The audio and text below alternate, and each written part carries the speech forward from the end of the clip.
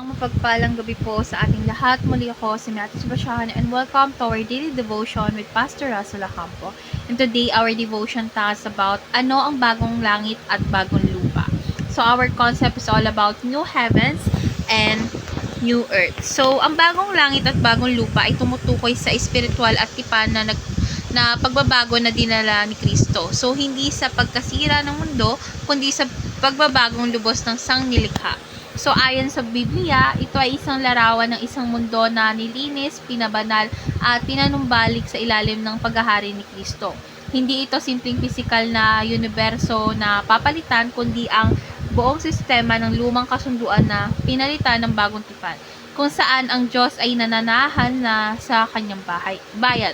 So, ang paglilinis sa pamamagitan ng apoy at pag-uga ng mundo ay simbolo ng hatol at pagliligtas, hindi paggunaw. So, ito ay paanyaya sa atin na mamuhay ngayon bilang mga bahagi ng isang muling nilikhang mundo sa pinamumunuan ni Kristo. So, our Bible readings for today is all about Revelation chapter 21 verse 1, ASCD version. Pagkatapos nito, nakita ko ang bagong langit at bagong lupa, na wala na ang unang langit at ang unang lupa at wala na ring dagat. So, ngayon, dadako na tayo sa ating teaching. So, yung first teaching is creation will be liberated, not obliterated. So, hindi winawasak ng Diyos ang kanyang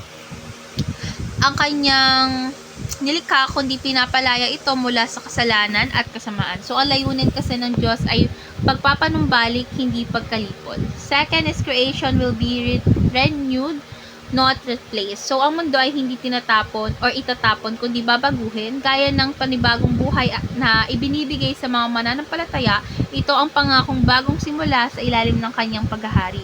And lastly is creation is now in the process of renewal. So, sa pamamagitan ng ebanghelyo is nagsisimula na ang pagbabago at bahagi tayo ng pagkilos ng Diyos. So, yung kanyang kaharian ay patuloy na lumalaganap at bumabago ng mga buhay. So, ngayon dadako na tayo sa ating application. So, yung first application is believe that God is our restorer, not destroyer. So, magtiwala tayong ang layunin ng Diyos ay pagpapanumbalik mula sa ating puso hanggang sa buong mundo. Dahil ang ating pananampalataya ay dapat nakaugat sa pag-asa, hindi sa takot. Second is take care of God's creation. It is not in vain. So, ang pag-aalaga sa kalikasan ay bahagi ng ating pagsunod at paggalang sa Diyos. So, pinapakita nito na tayo ay tapat na katiwala ng kanyang nilikha. And lastly, seek to understand prophecies biblically. So, wag tayong padalos-dalos sa mga ini-interpretasyon natin.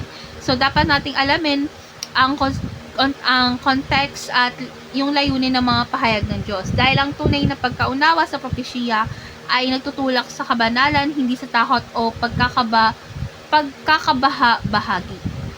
So, ngayon dadako na tayo sa ating last part, which is our discussion. And our discussion, this is my answer. So, yung pangitain kasi ng bagong langit at bagong lupa is nagbibigay sa akin ng pag-asa at layunin sa araw-araw. So, hindi pala ang layunin ng Diyos ay wasakin ang lahat, kundi baguhin ito. Kasi, gaya ng pagbabagong ginagawa niya sa aking puso. So, dahil dito, mas naiintindihan ko na ang bawat mabuting gawa, pagtulong sa kapwa at pagiging tapat sa kanyang salita ay may kahalagahan sa hinaharap. So, ang buhay ko ay hindi walang saysay sapagkat bahagi ito ng malaking plano ng Diyos na gawing bago ang lahat ng bagay.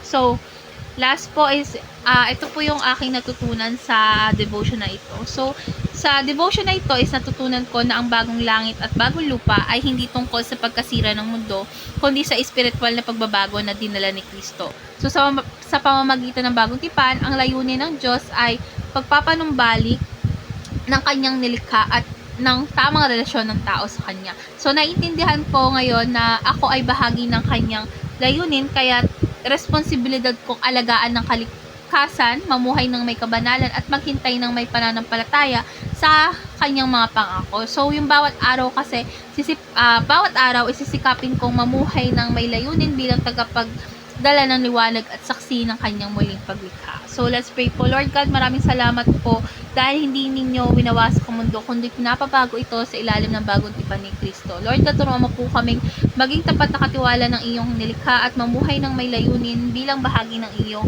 muling paglikha. Lord God, bigyan po kami ng pag-unawa sa inyong mga salita at propesya upang mas mapalapit ako sa inyo. Sa pangalan ni Jesus, Amen.